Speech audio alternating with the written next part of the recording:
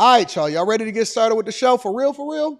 Let's get started. So Kamala Harris, over the weekend, I almost believe like that's intentional so that we wouldn't be able to immediately react to it and then inform our audience members of what's going on in these streets and stuff. But Kamala Harris over the weekend basically released and did a town hall, which it seemed like it was pretty empty, but it was a lot of economic policy that we were requesting. And in my personal opinion, it was 100% disastrous. But what I want to do is wipe the slate clean. Wipe the slate clean. And let me tell my audience members and the moderators, as usual, we don't mind people that have a difference of opinion than us. We want people to come in here, give their authentic thoughts, especially if they're not disrespectful. Then we not tripping off about that. People that disagree with us, we cool with that. Come on in.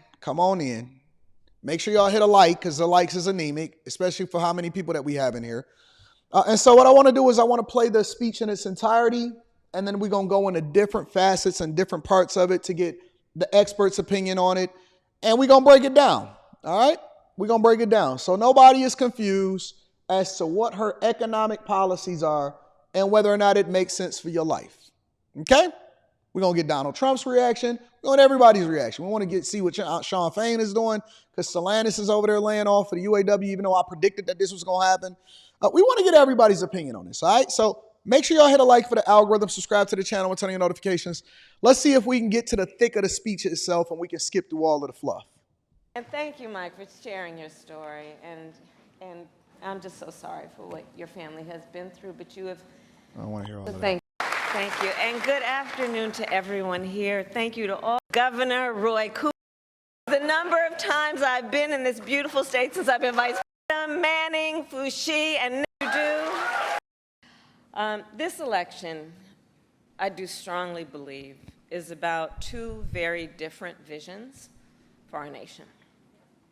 One, ours, focused on the future, and the other, focused on the past. We see that contrast clearly in many ways, including when it comes to how we think about the economy. So our country has come a long way since President Biden and I took office. At that time, we sadly remember the millions of Americans that were out of work. Cap. We were facing one of the worst economic crises in modern history. Are they rewriting history? What? What is she talking about? We were booming. All right, so I just want y'all to listen. We all can agree that we was all getting to the bag during the Trump administration. But, you know, I know they like to rewrite history in order to try to beef up what it is that they're about to say and what they're about to do. Let's get to it.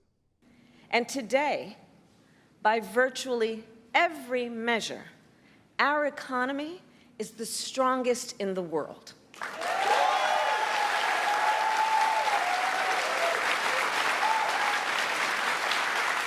We have created I'm going to try not to pause too much because we got a lot to get through. So I'm going to try not to pause as much, and I'm going to only pause when I really need to make a point. So come on, y'all. And I might have to speed this up to 1.25 because she talks really slow so that she can make sure that she reads from the teleprompter. So we're going to speed this up to 1.25 and we're going to get there. 16 million new jobs. We've made historic investments in infrastructure, in chips manufacturing, in clean energy. And new numbers this week alone show that inflation is down under 3%.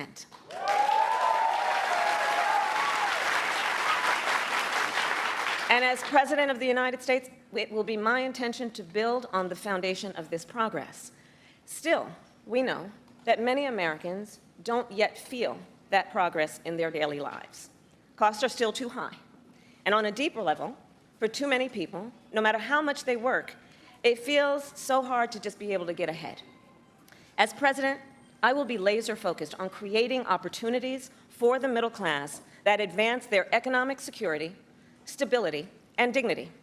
Together, we will build what I call an opportunity economy. An opportunity economy. An economy where everyone can compete and have a real chance to succeed. Everyone, Thank you regardless for the of super who chats. they I'm are going or to read where those they shortly. start, has I'm an trying to opportunity minimize the to amount of build pauses that wealth I for have because it's themselves a long and their speech. children, and where we remove the barriers to opportunity so anyone who wants to start a business or advance their career can access the tools and the resources that are necessary to do so. I've sped up this to 1.25, and again, I'm going to minimize the amount of pauses. I'm going to read the super chats after this one, and then, we're going to go segment by segment. But I'm going to try to minimize the amount of pauses because I know a lot of y'all only like to watch the highlights. It's like watching an NBA game. You got to watch the full game so we can get the full context and not just go by what everybody else is telling us. I will focus on cutting needless bureaucracy and unnecessary regulatory red tape. And encouraging. That's what Republicans do. That's not what she's doing. But we're going to go into it. While protecting consumers and creating a stable business environment with consistent and transparent rules I'm of going to the be road. taking notes. As president, I will bring together labor with small businesses and major companies to invest in America, to create good jobs, achieve broad-based growth, and ensure that America continues to define the future and lead the world. Thank you for the super chats, y'all. Appreciate y'all. And key to creating this opportunity economy is building up our middle class. So right now, it is essential. So she hasn't said any policies. The middle class is one of, and what she's doing basically is similar to what they teach you inside of school. And I talk about this all the time. They tell you to do the introductory paragraph, and then you give, your 3 different talking points or however many talking points. The supporting paragraphs is that, and then the final paragraph is a summary and a recap of what it is that you've already explained as far as what your thesis is, all right? So that's what she's doing. She hasn't said any policies yet up to this point, but apparently she's going to get there, so we're going to rock out. Of America's greatest strengths. And to protect it, then, we must defend basic principles, such as your salary should be enough to provide you and your family with a good quality of life.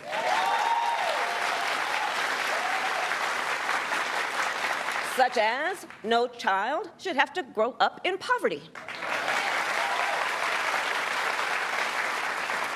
Such as after years of hard work, you should be able to retire with dignity. And you should be able to join a union if you choose. Building up the middle class will be a defining goal of my presidency, because I strongly believe when the middle class is strong, America is strong.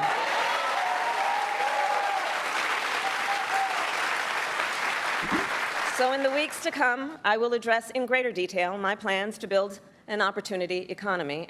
And today, I will focus on one element. Thank you for the on the cash minds app. of many Americans We as get they to all pay of the their cash bills apps at and the super kitchen chat table shortly. or walk the aisles of a grocery store. And that is lowering the cost of living.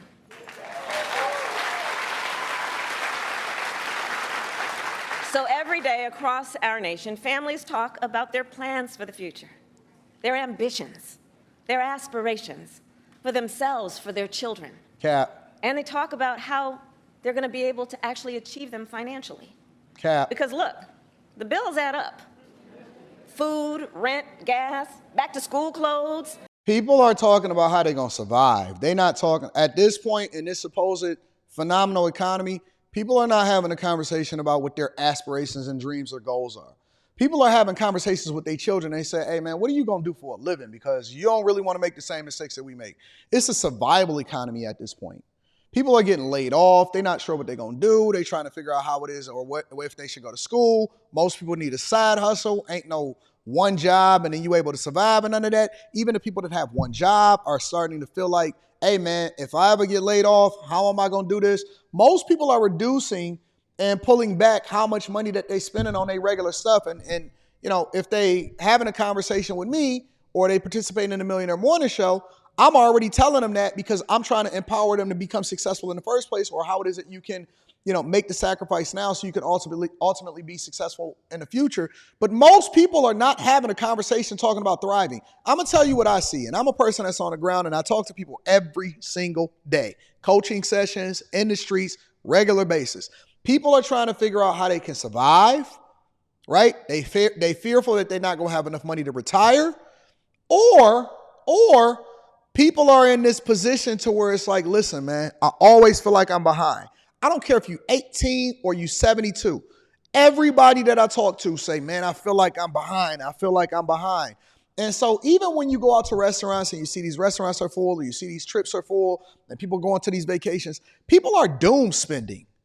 When you talk to them and you say, hey, man, why'd you take their vacation? It's because they don't feel as though they have any, like they don't have nothing to look forward to. And so it's almost like a YOLO type of situation. Like, man, skip it, man. It don't matter anyway. I don't know. I ain't even going to worry about tomorrow. I'm just going to go ahead and have this conversation out. People not spending. Debt is out of control. People are not just going out and having a good time and spending a lot of money because they successful and they winning. They're spending money almost like a doom spend because it's like, man, I don't even care no more.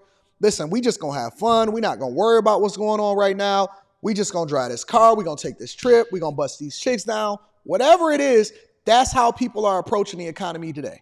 People are not looking forward to or feeling as though they can get a leg up. They're looking forward to buying a house. They're not doing that no more. That was the sentiment that was in 2017, 2018, 2019. That's not the sentiment today. Prescription medication? After all that, for many families, there's not much left at the end of the month. I grew up in a middle-class household. For most of my childhood, we were renters. My mother saved for well over a decade to buy a home. I was a teenager when that day finally came, and I can remember so well how excited she was. I kind of understood what it meant, but we called her Mommy. I agree, Tame Chaos. We're going to get there. I'm going to read that. Excited. Later in college, I worked at McDonald's to earn spending money. Well, some of the people I worked with were raising families on that paycheck. They worked second or even third jobs to pay rent and buy food. That only gets harder when the cost of living goes up.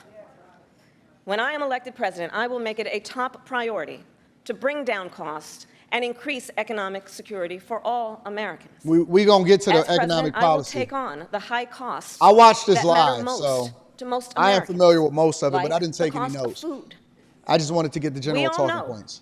that prices went up during the pandemic when the supply chains shut down and failed. But our supply chains have now improved, and prices are still too high. A loaf of bread costs 50% more today than it did before the pandemic. Ground beef is up almost 50%. Many of the big food companies are seeing their highest profits in 2 decades. And while many grocery chains pass along these savings, others still aren't. Now, let me educate y'all on something because I am familiar with retail. I am familiar with the margins. I am familiar intimately because I've worked in these industries. I've consulted in these industries, and I am familiar with how these grocers or whether or not they are actually profiting. Let me break it down. And these are just talking points from people that's not on the ground. They're not aware. They never worked in the private sector. They're not aware of what's going on because every job that they've ever had has been an elected position, both her and Tim Walz, okay? So in the grocery store, the highest margin, meaning that the thing that you make the most profit off of is perishables and things that are in the refrigerated aisle. So if you going in and you getting yogurt, right, those type of things, those are the things that have the highest margins in the grocery store.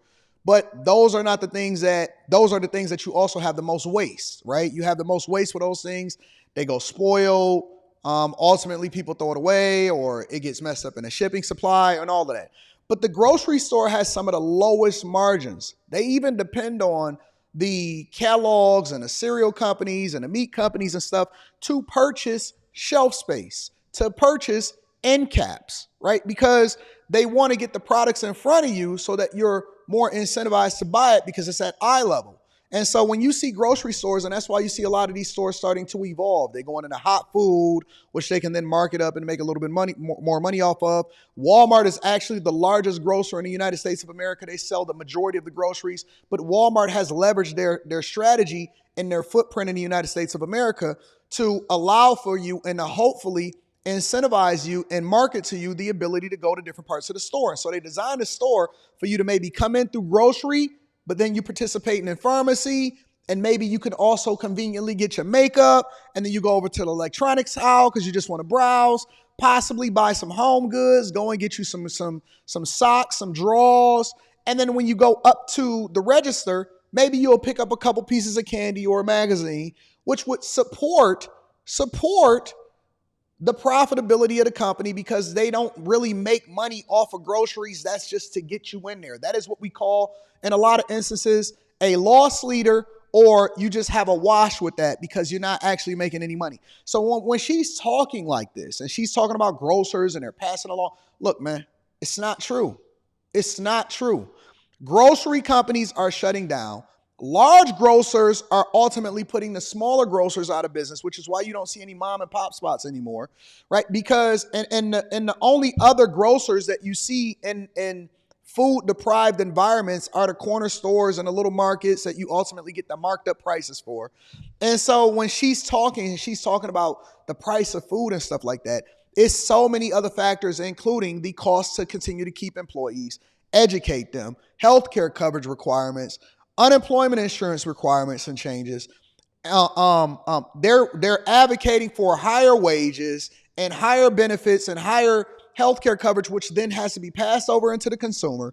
And so when she's saying the prices, it's not a baseline. You can't just say, okay, prices in groceries are high, and that's because they getting historic profits. No, they have historic sales. So if you compare sales now versus previous to the pandemic, which was actually in a Trump era, sales are higher now because the cost of groceries are higher, but the expenses is higher. The rent is higher. The amount of improvements that they have to make to the facility in order to make sure that they update it so that they're not short-staffed, and they have to make sure that migrants come in. And it's so many different factors that goes into the success of a grocery business. And anybody that has ever tried to open up a business, a brick and mortar, and sell products. And then also you have to factor in, depending on what part of the country you're in. If you're in any of these liberal cities, shrink is up.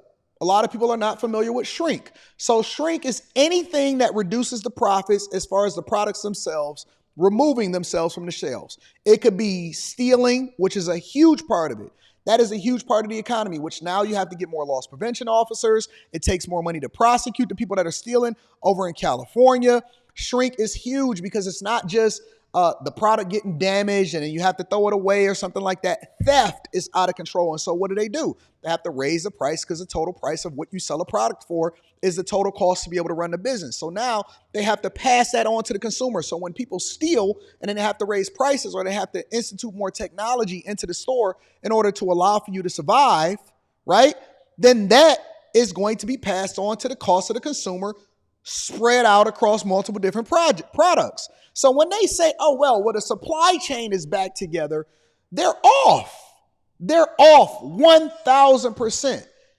And so what we need to be focused on is the intangibles in order to allow for businesses, big and small, to be able to thrive in the economy. It's not about price gauging and making sure that you cap the price, because what you do is you limit the business's ability to be able to make money.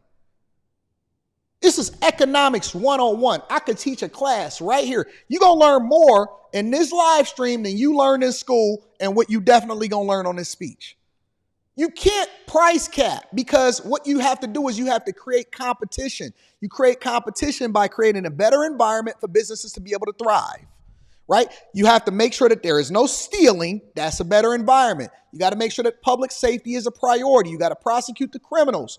You also have to remove all of the red tape that allows for businesses to be able to continue to have suppliers and get more products onto the shelves, and for them to be able to hire more employees. And then that naturally lowers the price of products, because competition is almost like you get what you pay for. You get what you negotiate. And so if this person is hiring better employees because they give better service, for example, Costco is one of the examples of that.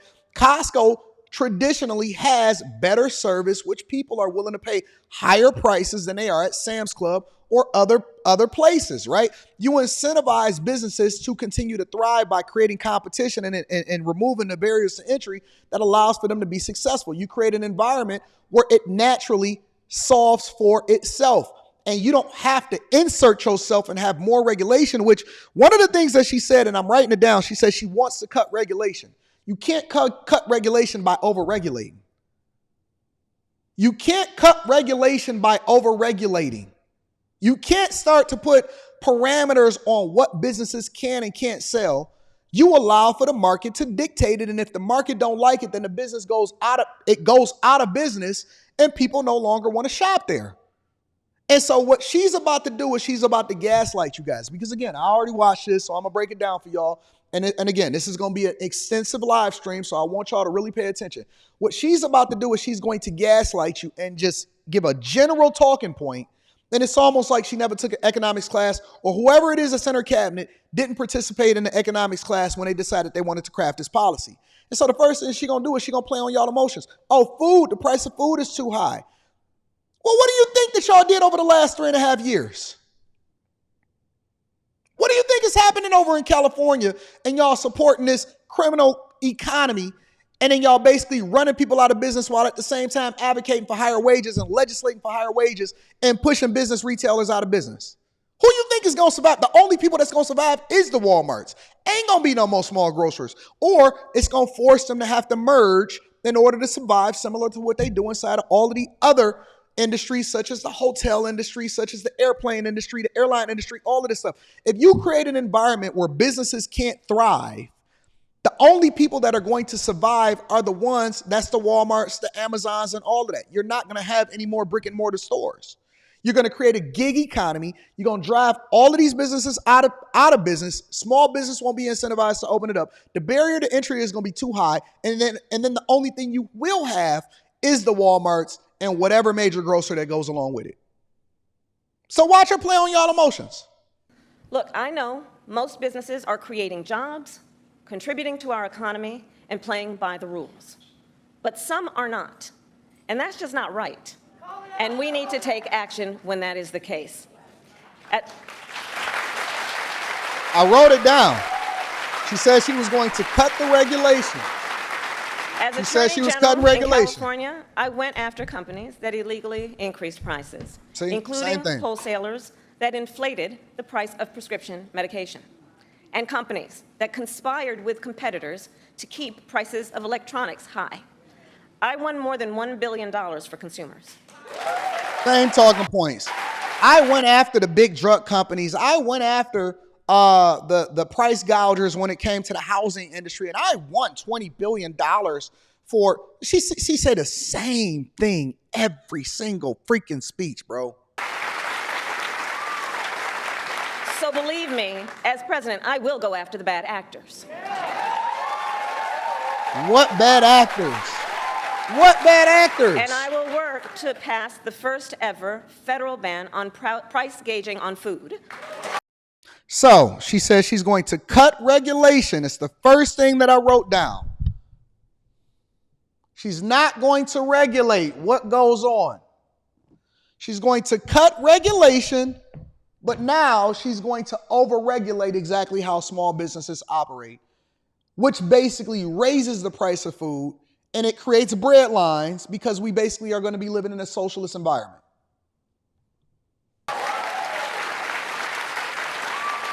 My plan will include new penalties for opportunistic companies that exploit crises and break the rules, and we will support smaller food businesses that are trying to play by the rules and get ahead.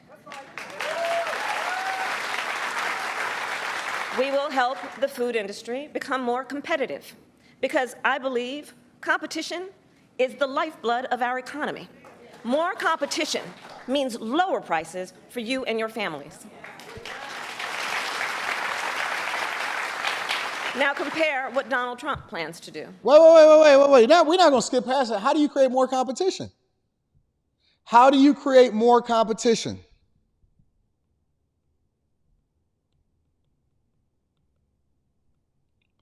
How do you create more competition? Because that's just a talking point. She didn't actually address that. And she's doing the same thing that they do on Monday nights. Make sure y'all tap into the Monday night panel. She's going to do the same thing that they do on Monday nights. Instead of actually substantiating their argument, she then moves on to Donald Trump and says, now what is Donald Trump going to do? Now she's going to give some general stupid talking points that's probably not true. He wants to impose what is, in effect, a national sales tax. on everyday products and basic necessities that we import from other countries. So basically what she's trying to say, instead of saying, look, let me tell y'all how bad this administration is and why they gaslight and why y'all need to be informed, why you need to subscribe to the Millionaire Morning Show, why you need to get the likes up because we got over 4,000 people in here on YouTube alone, and then likes is anemic. Let me tell you how they gaslight.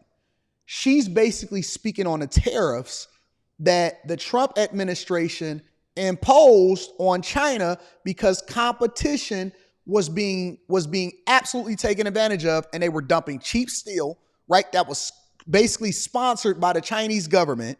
They were dumping products over here, and then when we went over there in order to open up businesses, and if we wanted to do business over in China, we had to partner with a company, and basically they took our proprietary technology in order to make sure that they built their own businesses up, and then they cut us out, and then they price gouged us, and then they moved us out of the economy. So they stole all of our technology, they stole our business secrets, and then they pushed us out, and then they ran their own businesses, and they created their own cars, and they did it at a faster rate than we could do it, which is why you now have a BYD automotive company that is trying to take up and then buy Chrysler and buy Dodge today. So what she's basically saying is that, oh, no, Trump raised prices through tariffs.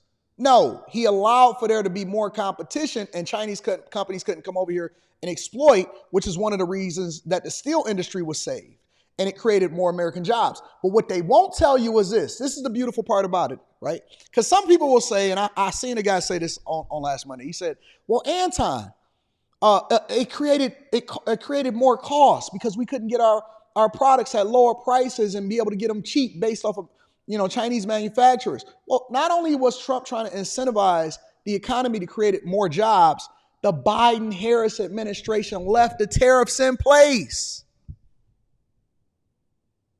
Let me say that for y'all one more time. The Biden-Harris administration, these tariffs that they speak so ill about, why didn't they pull them back? Why didn't they pull back the tariffs that Trump implemented? And Trump mentioned this during the last debate between him and Biden, when he absolutely washed him. Why didn't they remove the tariffs that Trump had instituted that ultimately saved the steel industry in the first place? Why didn't they remove the tariffs? If this is what happened, they had 3.5 years to remove it. If this was so bad, why didn't they remove the very thing that they said that they advocate against? Because they know that it was good policy. They knew that it was a good thing, and it was something that hadn't happened in our lifetime. They did not remove the very tariffs that she's sitting here speaking about. But it's easy to reframe the words and not say tariff, and then to say use word salad in order to fool the people. But see, when you somebody like me and you actually take notes and you paying attention, and she's talking about creating competition in the industry, you got to create competition between Americans, right? Even though we're competing on a global scale, because we have the largest economy in the world, or one of the largest economies in the world, if they want to do business over here, then they have to play by our rules, which then feeds your family and allows for you to get more jobs and higher wages and more opportunities, and the economy just naturally booms because you don't have people in here manipulating what happens within our markets. Why did they keep them in place if it's so bad? Will devastate Americans. It will mean higher prices on just about every one of your daily needs. A Trump tax on gas, a Trump tax on food, a Trump tax on clothing, a Trump tax on over-the-counter medication. And economists have done the math. Donald Trump's plan would cost a typical family $3,900 a year. At this moment, when everyday prices are too high, he will make them even higher. As president, I'll take on the issue of the cost of health care. As Attorney General, wait. She just skipped over all the possibilities of how she's going to solve for all of this stuff. And we went straight from tariffs, food cost caps, straight over to healthcare. All right, cool. We rocking. Insurance companies and Big Pharma, and got them to lower their prices. And together with President Biden, we've gone even further. We capped the price of insulin at $35 a month, and the total cost... Cue the cue cards, y'all. Total cost of prescription drugs at $2,000 a year for seniors. We let Medicare negotiate lower drug prices for seniors. And just yesterday, we announced that we are lowering the price by up to 80%. I'm gonna try to stop. I'm gonna try to not stop it as much, y'all. Drugs. We got to get through the rest of the speech.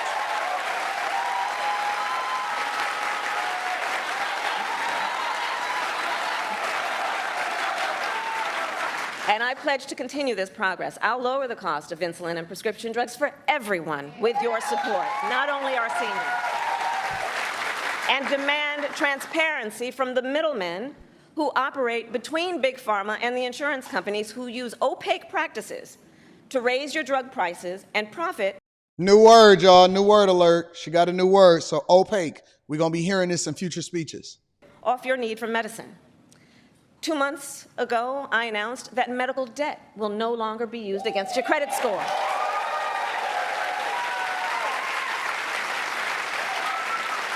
And I will work as president with states like... I wonder if she would ever address the fact that hospital care and people that work in the hospital industries are being laid off at a massive rate. That the hospital industry is basically being privatized and they're being laid off at a massive rate. I wonder if she would ever address that. Y'all think she would address that? Okay, let's just continue. Here in North Carolina, Roy Cooper, thank you again, to cancel medical debt for more and more, millions more Americans.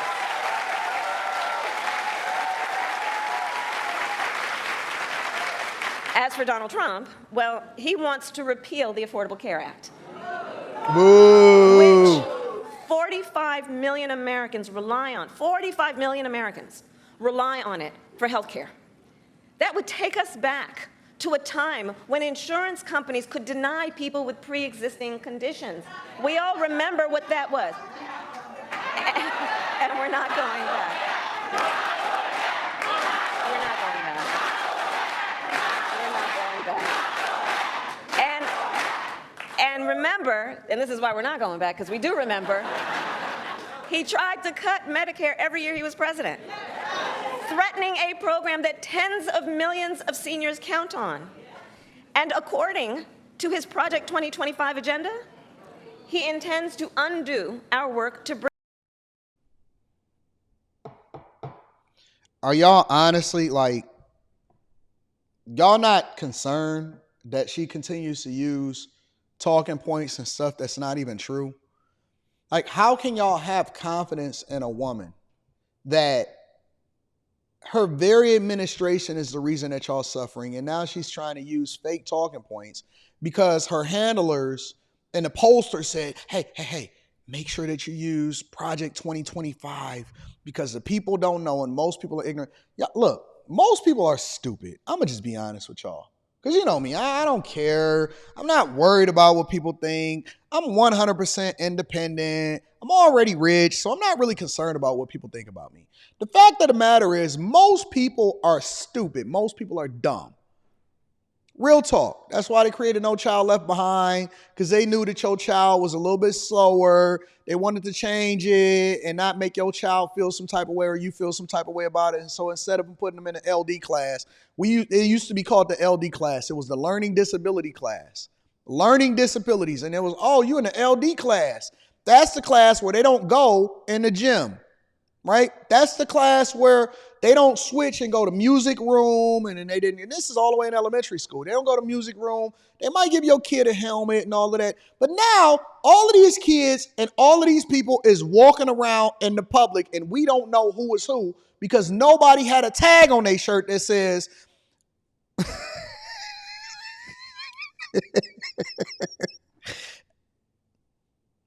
they removed the room where every kid had to go to that was the room that was the closest to the restrooms.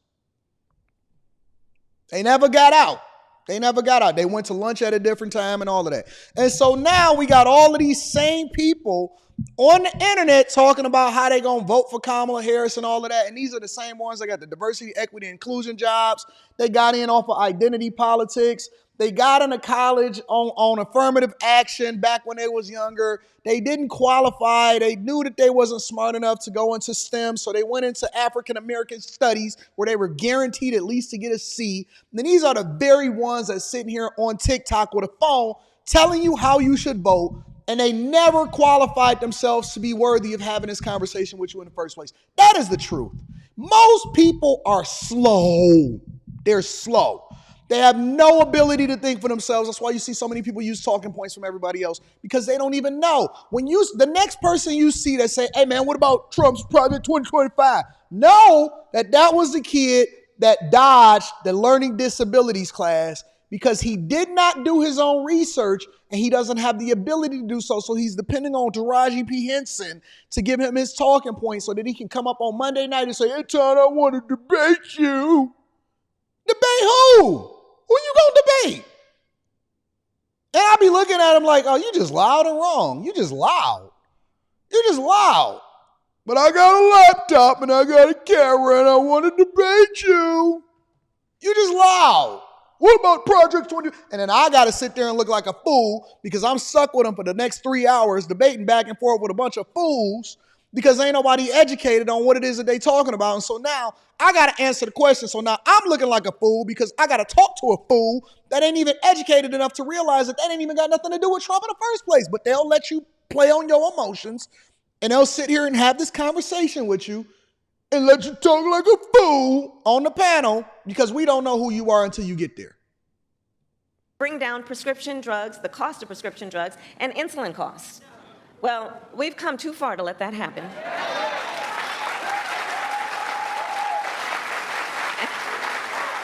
So we're not going back on that, and let's talk about the cost of housing. Oh, we just skip right over that. Okay, So cool. now, the housing market can be complicated, but look, I'm not new to this issue. As State Attorney General, I drafted and helped pass a homeowner Bill of Rights, one of the first in America. And during the foreclosure crisis, I took on the big banks for predatory lending with many of my colleagues, including Roy Cooper. I told y'all she and was won going to say it. $20 billion for California families when I was Attorney General. I told y'all. Every speech, same talking point. So I know how to fight for people who are being exploited in the housing market. And I know what home ownership means. It's more than a financial transaction. It's so much more than that. It's more than a house. Home ownership and what that means, it's a symbol of the pride that comes with hard work. And if that's the truth, then how come you won't tell Tim Walz to buy him a house? Why is Tim Walz homeless? Why is hold on, wait. If this is a symbolism of pride, right? Why is Tim Walz a renter? I just want to know. I'm just curious. Let me write that down. Why is Tim Walz not a real? Ain't nothing wrong with renting.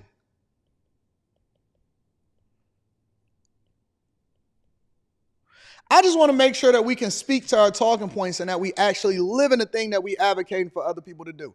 Why does Tim Walz own zero real estate? That's all I'm asking. Because that means that he can't relate then, right? He ain't got no real estate, no Bitcoin, no 401, no nothing. No stocks, no investments, no mutual funds, no nothing. That's all I want to know. How come Tim Walz don't have it then? Why wasn't that a part of the vetting process to make sure that he can relate to the American people? It's financial security. It represents what you will be able to do for your children.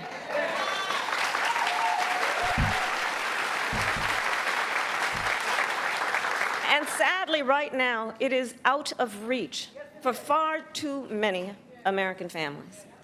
There's a serious housing shortage.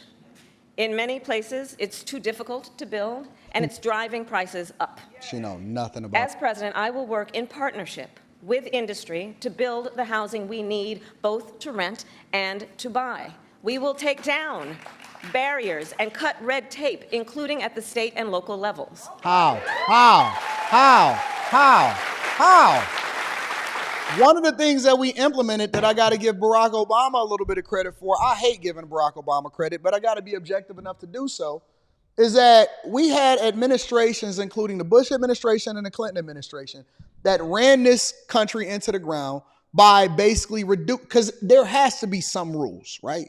We can't just deregulate everything. We have to have some barriers to entry. And one of the reasons why we had a housing crisis is because they had ninja loans. No income, no job, you approved. No income, no job, you're approved. And so the easier that you make it as far as people being able to just easily get a home, and when you say, I just want to remove the red tape, how? One of the ways that you have to protect the housing industry is that you got to make sure that people are able to pay for what it is that they're trying to sign up for 30 years for. I seen a 40-year loan, a 40-year mortgage loan the other day. 40 years. 40 years.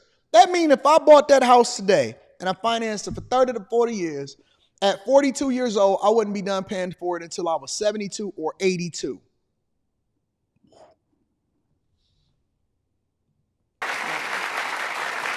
And by the end of my first term, we will end America's housing shortage by building 3 million new homes and rentals that are affordable for the middle class. Similar to how they did it in California, right? So what they basically telling y'all is that the United States government now plans to participate in the real estate industry and to help regulate exactly what the cost is, which is going to be disastrous for the real estate industry. And it's going to cause even higher housing costs, such as what we see over in California. Listen, California is the blueprint. California housing is the blueprint for what she is telling y'all. It is the reason why they are spending $165 million, $600,000 per unit for permanent housing for homeless people over in California. They've thrown over $25 billion towards the issue over in California, and housing is largely out of reach for every single person, every regular person that lives over in California. What she's basically proposing to you is California for the rest of the United States of America. The government is going to get involved with building houses. Come on, family. Come on, y'all. Come on. Wake up. Wake up. Wake up. You do not, because again, cutting the government's participation is the first thing that I wrote on here. Cutting government participation in a free market industry is one of the things that she used as a talking point in the very, very beginning of this. They're basically telling you that they want to get involved in creating housing projects for you guys and inflating the cost of housing for y'all. But that's not all. We'll do that together. We will do that together. And we will make sure those homes actually go to working and middle class Americans. So now you have to have an income threshold. That's basically what they're telling you. There's going to be an income threshold. And so the middle class is absolutely going to be decimated because you have to make under a certain amount to even be able to qualify in certain industries in certain states. And this is just all stupid, bro. Stupid. It's dumb. It reminds me of applying for student loans for college. You make too much money to actually get any Pell Grants, but you don't make enough money to be able to pay for college.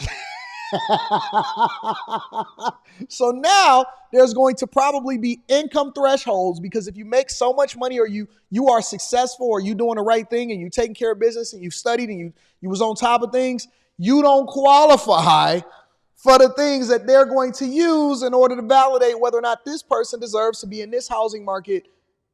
This is dumb. This is dumb. This is going to be the dumbest thing that I've ever heard in my entire life. And y'all signing up for it, and y'all deserve it. Y'all signing up for it, and y'all deserve it.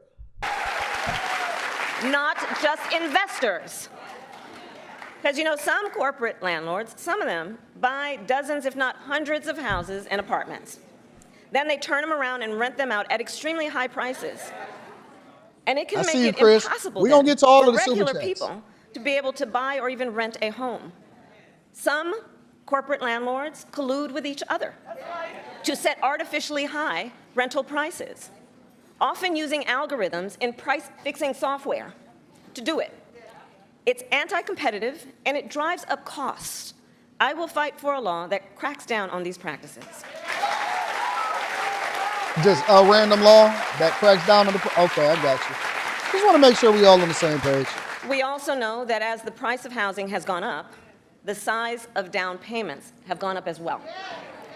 Even if aspiring homeowners... During your administration, let's not leave out the key details here. During your administration, we've had record interest rates.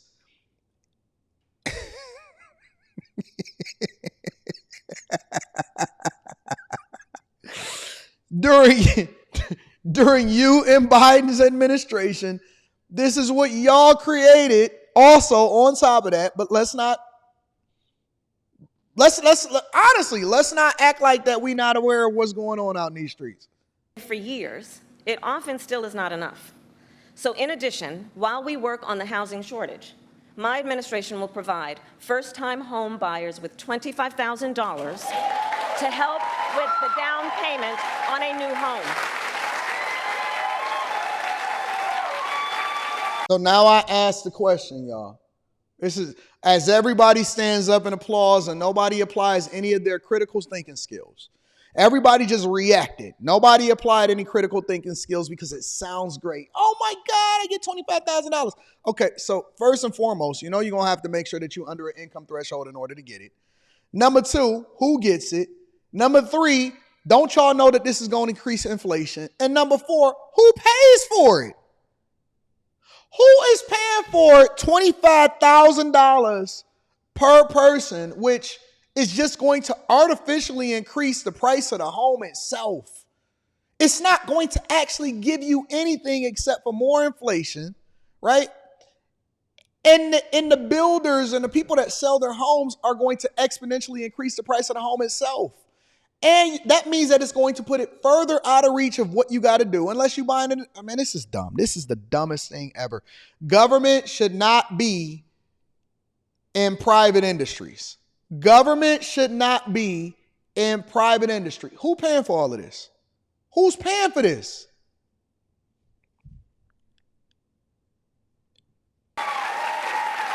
We can do this. We can do this. We can do this. We can do this. We can do this. To help more Americans experience the pride of home ownership and the financial security that it represents and brings. This is so that's dumb. my plan. This is so dumb. But here's what Donald Trump would do. We know what Trump would do. We already talked to him. His project and $200 a year is put into what Donald Trump would do. If his Project 2025 agenda is again, more content for the slow kids. More content for the slow kids. Fake news, but let her go ahead and spill it to you. Put into effect, it will add around $1,200 a year to the typical American mortgage. He's got it backward. Jesus we should be Christ. doing everything we can to make it more affordable to buy a home. I'm going to let her talk for a while so that we can hopefully get through this. Not less.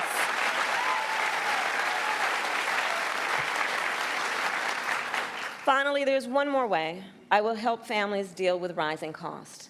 I didn't see this last part, so I'm learning about this last part in real time like you guys. And that's by letting you keep more of your hard-earned money. Under my plan, more than 100 million Americans will get a tax cut, and we will do this by restoring 2 tax cuts designed to help middle-class and working Americans: the Earned Income Tax Credit and the Child Tax Credit, through which millions of Americans with children got to keep more of their hard-earned income. We know this works and has a direct impact on so many issues, including child poverty. We know it works. So as president, I'll not only restore that tax cut, but expand it. We will provide $6,000 in tax relief to families during the first year of a child's life. Now think what that means. Think what that means. That is a vital, vital year of critical development of a child. And the cost can really add up, especially for young parents who need to buy So basically what she's saying is Bonquisha and them is going to be incentivized to have more kids out of wedlock. Don't worry about it. Bonquisha and them is going to have more kids, and they're going to be incentivized to basically create a slave culture because they know that your child has no bearing or no pathway to success, especially when they got 8 kids by 7 baby daddies. Diapers and clothes and a car seat and so much else. And we will do this while reducing the deficit. Speaking from a person that has never had kids before. But let's continue. Compare my plan with what Donald Trump intends to do. He plans to give billionaires massive tax cuts year after year. And he plans to cut corporate taxes by over $1 trillion, even as they pull in record profits.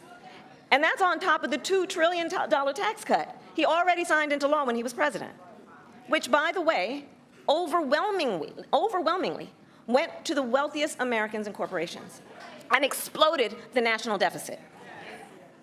You know, I think that if you want to know who someone cares about, look who they fight for.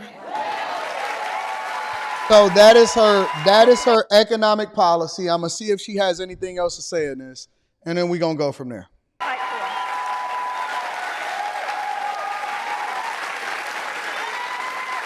Donald Trump fights for billionaires and large corporations. I will fight to give money back to working and middle-class Americans. So I'll end with this. 2 days ago, Donald Trump was here in North Carolina. He said he was going to talk about the economy. All right, so we got Kamala Harris's speech. That's her economic policy. Let me see if I missed anything, because I want to make sure that I took all of my notes. In greater detail, my plans to build an opportunity economy. I grew up in a middle-class college. I worked at McDonald's, shut down and failed. So and we need to take action when we went after companies that illegally increased prices. He wants to impose what is, in effect, a national sales tax. President, I'll take on the issue of the cost of health care. Okay, so we got the 4 talking points. All right.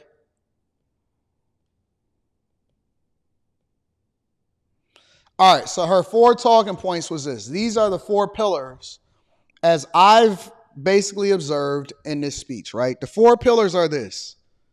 Price gouging for food. Now, let me make sure that I educate y'all on why she said what she said. Because the main things that people are concerned about in this economy, even though they are the ones that basically got this economy effed up altogether, right? But the main things that they're concerned about in this economy that most people are is their ability to be able to have a roof over their head. Homelessness is crazy. Feed their kids. Debt is out of control. And immigration. Now, we have no solution for immigration. That's not something that I don't think that she'll ever talk about. It's not a thing, right? Immigration is a subject that is hands off on anything immigration, because we don't want to have a conversation about that, all right?